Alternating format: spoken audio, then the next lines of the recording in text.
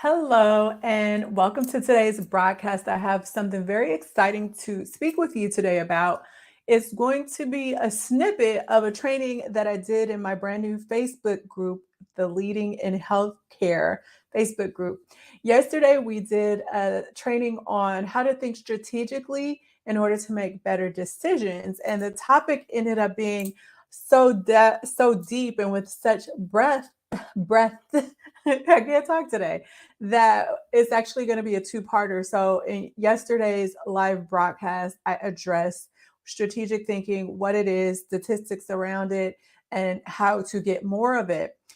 The reason why we talked about that yesterday, and I'm going to share a little snippet of what we talked about here with you today, is because a lot of the times the stress that you feel and the chaos and the unease and the anxiety that you feel is because a lot of the times in the organizations that we work for or lead or the things that we have to deal with in our day to day, there's a twofold issue taking place. Number one, we mistake strategic thinking for problem solving. So, what really happens is we end up solving problems, and a lot of times very well, solving problems that are right in front of our face, but not really understanding that strategic thinking has more depth and it has more breadth and it provides more value, is more futuristic than the problem solving that we tend to do in our organizations. So then what that has you doing, if you're putting out fires on things that are right in front of you, it makes you work in a reactive mode. And when you're working in a reactionary manner, that inherently can be a lot more stressful than a more proactive or more responsive type of way. And so that's the context behind this. So the second point that I wanted to make is nobody is teaching you how to think this way. If you think about the education that you have received from the time you were in preschool or kindergarten up and through your college, you were not taught to think in different ways. A lot of the times we're just taught to look at the information or the evidence that is in front of us in order to make a decision, or we're taught one plus one is two, and that's how you solve a problem. That is only one way of thinking and one way of solving a problem. And if you don't learn how to think differently on your own, then you are limiting your ability to make impact, to think strategically, to make better decisions, to therefore decrease your stress, to be more creative, to be more innovative, all of the things. The problem is, though, that you may not have ever been taught or told this. So you think that what you're doing is the right thing to do because it's the way that we all operate, not only in healthcare, in our personal lives, in other professions, etc. And so I want to break this down for you because, as you know, I want you to be able to approach not only your professional life with, but your personal life with less stress. And the way that you do that is by mastering yourself, by shifting your internal psychology, by learning what it means to be a high performer so that you can show up for yourself, you can show up for your job, you can show up for the things that matter to you in life and do it in a way where you have this energy that is sustained and you're showing up as your best self. So some of the things that I broke down in yesterday's masterclass, and I'll give you the link with this video so you can actually go join the private Facebook group so you can watch the whole video. But I'm going to throw out these statistics because I think they're very important because, as you know, because of the work that we do with the Lynn Group, we're always reaching out and talking to C-level executives in order to help them develop and train their staff or develop strategic initiatives. But there's always this subset of leaders that think that they have it on lock because they have in-house leadership training or because they just think that because they're able to solve problems effectively, that that is strategic thinking, and it is not. So these statistics are going to help you understand that it doesn't matter how good that your organization might be performing in problem solving. They probably aren't as good as they think they are. And so we can't control what other people are doing. I'm here to help you control the way that you show up at work so you have a better mindset, less stress, all the things. So 90% of the thoughts that you think, that most people think, is the same as the thoughts that they thought in the last hour, yesterday, last week, last month, last year. That's just a given fact. Most people don't change their thought process. And what's even more interesting is that of those 90% of the thoughts that they have over and over again every day, most of them are more negative, more cynical, less expansive, and more contractive. Which means that if you are contracting, you're not open to possibilities, you're not open to expansion, you definitely don't have this growth mindset that we all read about and we use as a buzzword, but don't integrate. So, this is number one.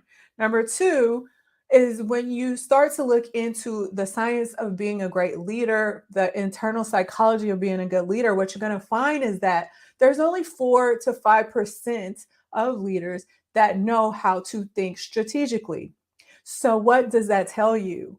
That even if you guys and your organization are solving problems effectively, maybe you're just solving problems. Because if 4 to 5% of leaders think can think strategically, that means the majority of leaders that you work with, that you interact with, that are in your organization don't think strategically, which pulls you back into that reactionary mode that you all are working in, which increases stress, increases burnout, also causes staffing shortages because nobody wants to work in that type of an environment, correct?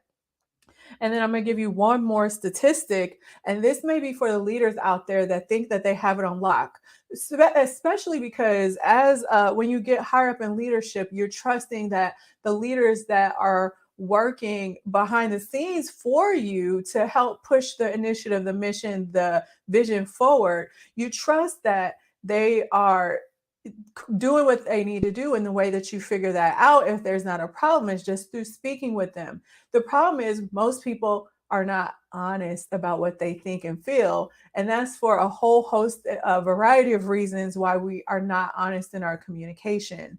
So, behind closed doors, when you poll most leaders in healthcare, what you are going to find is that even though we all are growth oriented and innovative and creative and strategic, behind closed doors, 67% of you say that your organization is bad at strategic thinking, at being strategic. So herein lies the problem.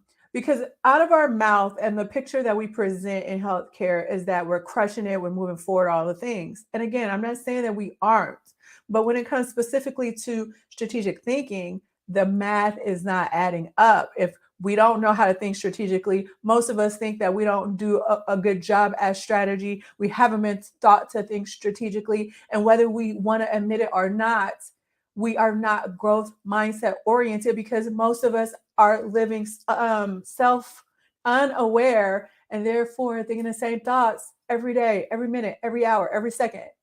So we're not going at the pace that we could be going because of the way that we approach, the way that we think about the work that we do. So, I felt like I would just leave you with one tip that I shared with those that attended the masterclass or have access to the masterclass inside of the group because the replay is still up for now. I'm going to leave you with one of the tips that I am, and it's about our obsession with continuous education. The problem in America today and the problem with the way that we go about education in the healthcare community is that we have this fixation on getting all the information, all the facts, raising awareness, getting our CEUs, all of the things. However, let's think about the first little statistic that I share with you. Again, if 90% of the thoughts that you think are the same day after day, year after year, month after month, then even though we know all the things, which is important in its own right, we are not integrating all of the things. So, therefore, we have all of this intellect and this information, but we have no real wisdom, which comes from putting this information in action and learning and checking and adjusting and being more experimental in the work that we do in our respective fields, organizations, etc.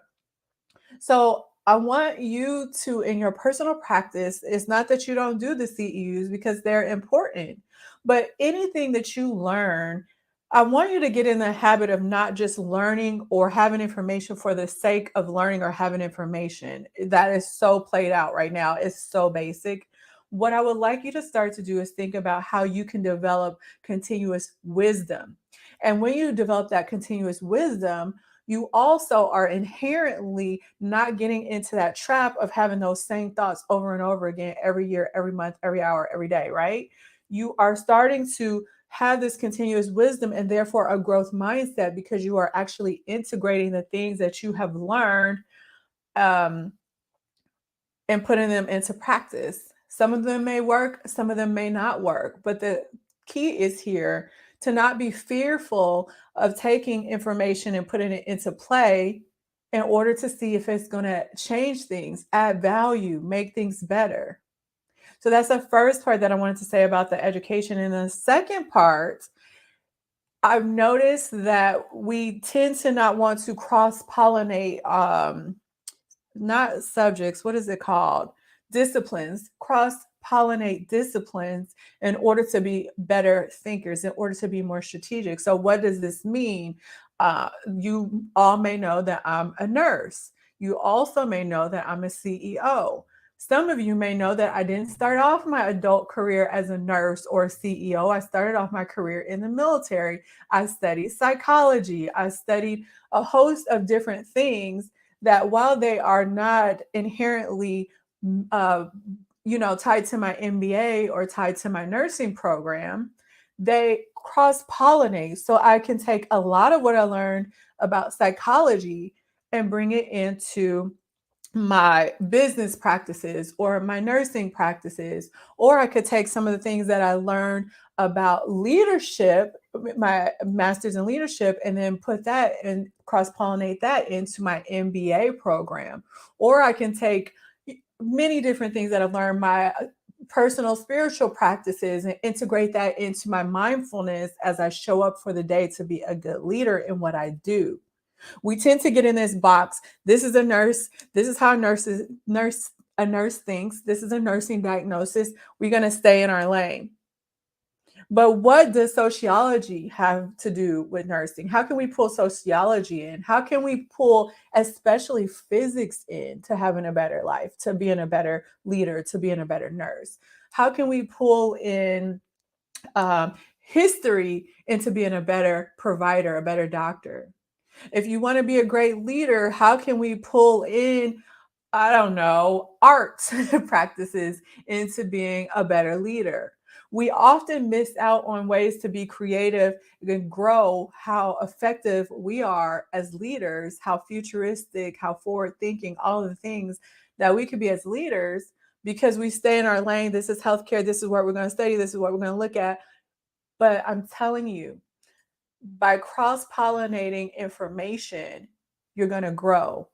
You can stock market. You can study the stock market and find ways in which the theory that goes along with the stock market can help you to be a better leader. It's all about being expansive. And again, with the cross pollination, it's not just about reading information and learning about these different disciplines. It's about now how do I put it into practice in what I do every day.